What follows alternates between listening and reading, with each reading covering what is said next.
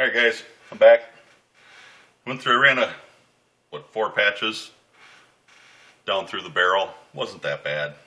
I was kind of surprised. Should have been dirtier, I thought. Everything else, I went through, four and started on a fifth Q-tip. And these are nothing fancy. You don't need fancy Q-tips. The long ones with the wooden stick on them, they're great. These are just cheap buck for a million of the dang things. Q-tips, but like I said, I only used four. I started on a fifth one. So we're going to throw the four away since I got my garbage can. Four patches.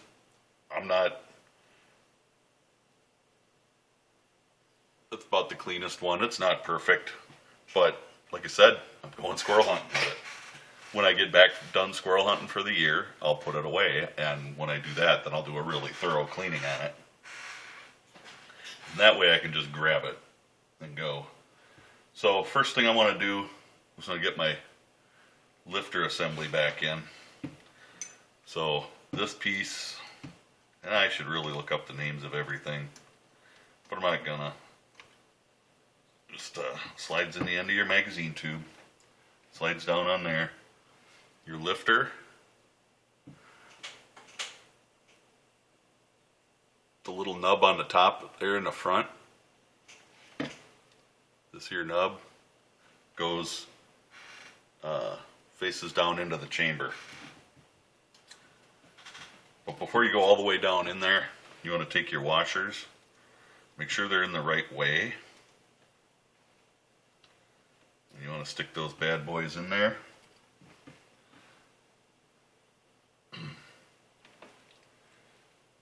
And your spring has to go in there as well. I like to get my lifter started in there.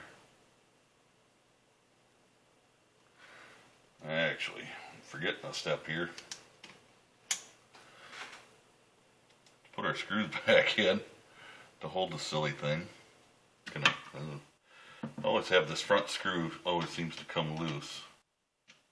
Back one stays pretty good, but the front one on my trigger group here seems to come loose from time to time. So, back to our lifter, got my washers in place. The nub goes towards the barrel.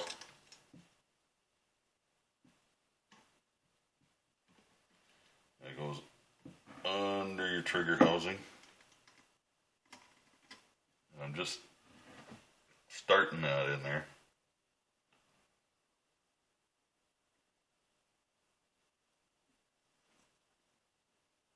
And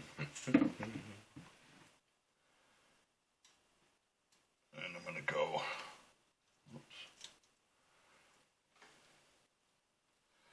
The reason I started it in there is just to keep things lined up a bit. Because what I'm going to do is I'm going to take my pin. And I'm going to, well, if I can get it to cooperate here. It's the fat finger thing again.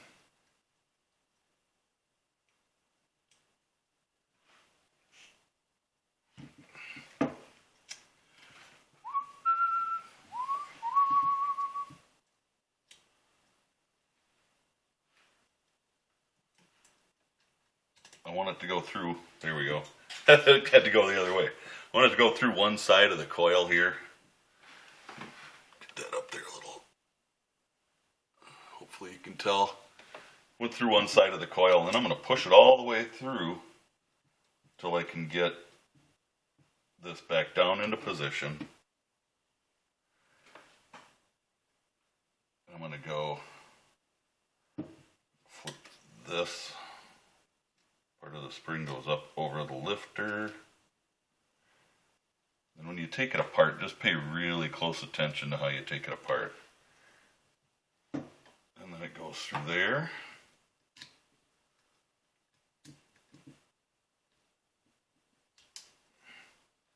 Now I'm using a pick, and hopefully if you're smarter than me, you don't use a sharp pick, you'll use something that's kind of dull. Because I've stabbed myself more than once doing this. but you're just lifting the ends of that spring back up over, and I'll try to get you a little closer in there to see how that is together now. So hopefully you can see these little ends of the spring have to go up over this, and once you get your pin, to get this pin all the way through, this part of the spring has to go past this part, and then it has to go up over these lips right here.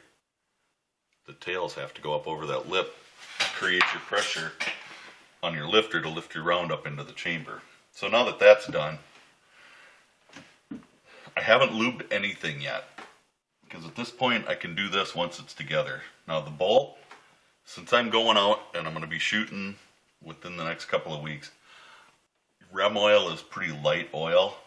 Normally if I'm storing, I have some Outers gun oil. It's a pretty heavy lubricant. CLP seems to stick on there pretty good. There's a lot of different things, and everybody's got their personal preference. But if I'm taking it out to shoot, I want to use a light oil. I don't want anything heavy on there.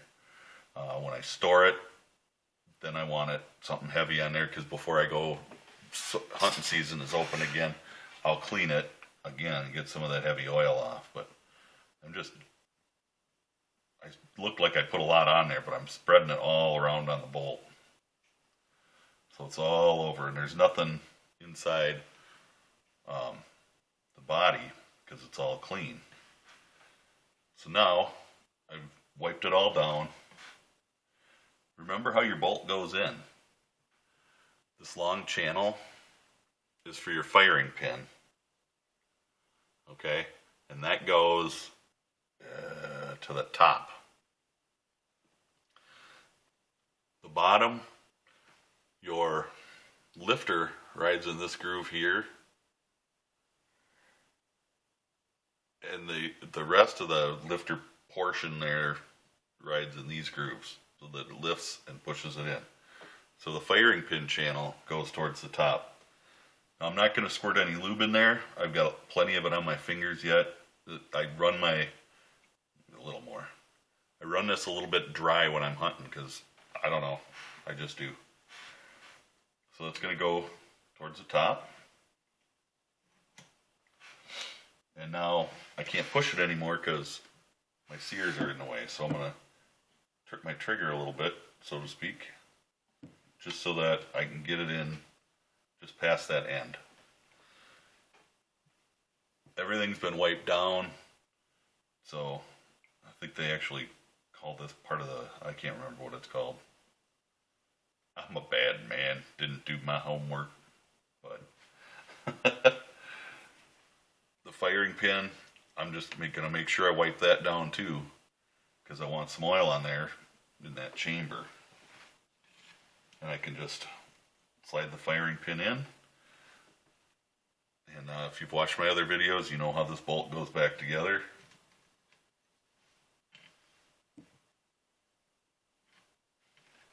You know what? There's one more thing that I have to do. I'll take my ink pen, trip my trigger a little bit, and just want that bolt to go in far enough so I can get my handle in there. And there's a notch in the bolt handle that needs to go face up. And then your firing pin goes in there. You gotta wiggle everything a little bit just to get everything to go back into place, because we just took it all apart. Now, like I said, the bolt handle won't come out because the firing pin holds it in place. Now, I just want to push everything forward. I guess this back piece with the spring is called the hammer, if I remember correctly. I'm going to screw my cap back in.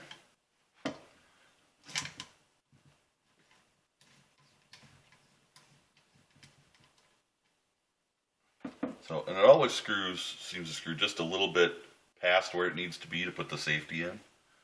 Because if I try to stick my safety in, there's no way that's lining up with the pin.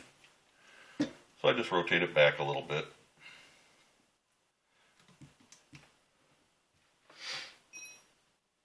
down, pop my pin back in with my screwdriver.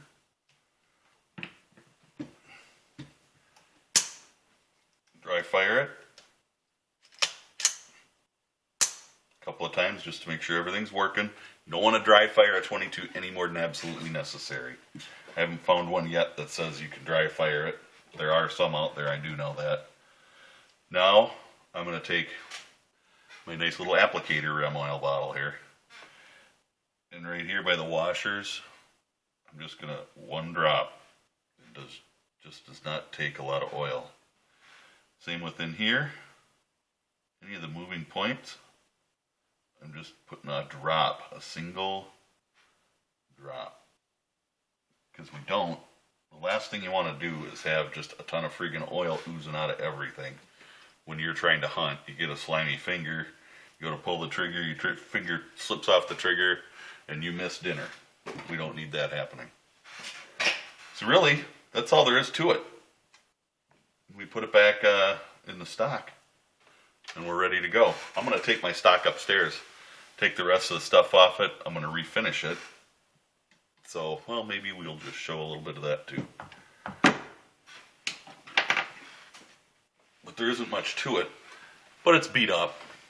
You can see it's missing some finish back here, and it almost looks like it's a paint as opposed to a nice stain. But it's beat up. This thing's been rode hard and put away wet. So what I'm going to do is I'm going to go ahead and I'm going to take my sling mounts off.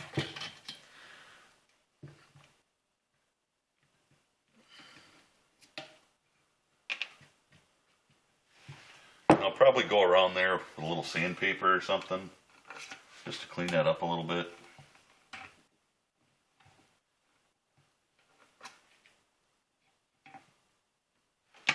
There's that. My trigger guard.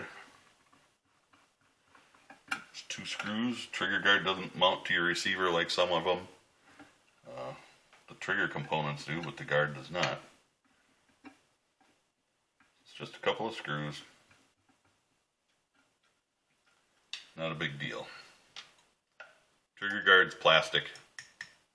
It's nothing, absolutely nothing fancy. But it's pretty sturdy. And it does the job pretty well. And the butt plate has to be Phillips. I use too many different kind of screws here. And I'll probably take and clean up the butt plate really good. You know, make sure everything looks nice when I put it back together. Not that this is far from a beautiful gun, but you know, if I can make it look a little better and get a little practice doing something else, so much the better. So there we go. It doesn't take much to strip it. I'm going to use some spray-on paint and epoxy remover. Probably the best way to do it that I've been reading about. So I'm going to go do that, and I don't know if I'm going to take you along for that ride or not. So there's a quickie cleaning video on the Stevens 987. I might do one on my my Glenfield Model 60. I don't know. Don't know how big a deal cleaning videos are, but if anybody wants to see them, I'm more than happy to do them. As long as somebody can get something out of it, I'm feeling pretty good about doing videos. So, everybody stay safe, God bless, and have a fantastic day.